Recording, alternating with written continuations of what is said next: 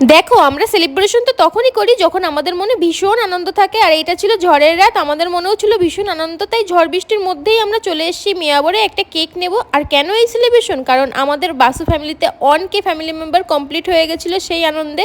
জানি এবার অনেকের কাছেই মনে হবে এটা তো কোনো ব্যাপারই না, কিন্তু বিশ্বাস করো এটা আমাদের কাছে অনেক বড় পাওয়া। তার জন্যই তো এই ঝড় বৃষ্টির মধ্যেও আমরা বেরিয়ে পড়েছিলাম কেকটা আনবো বলে। আর তোমাদের সকলকে অনেক অনেক থ্যাংক ইউ, এত কম সময় এত ভালোবাসা দেওয়ার জন্য। থ্যাংক ইউ সো মাচ, এইভাবেই পাশে থেকো। তারপর তো কেকটা কেটে নিলাম, আর বাইরে প্রচন্ড বৃষ্টি হচ্ছিল দেখে আমাদের বাড়িতে হয়েছিল সাদা আলুর তরকারি আর লুচি পরোটা। আচ্ছা, বৃষ্টির মধ্যে কার কার আমার মতো লুচি পরোটা খেতে ভালো লাগে একটু কমেন্ট করো তো।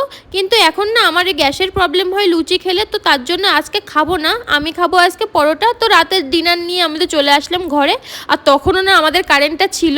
তো ডিনারে তো অনেক কিছুই ছিল, আর সত্যি কথা বলতে এই ঝড় বৃষ্টির মধ্যে অনেক ভয় পেয়েছিলাম, কিন্তু যখনই তোমাদের এই ভালোবাসার কথা মনে পড়ছিল মনটা একেবারে খুশি হয়ে যাচ্ছিল।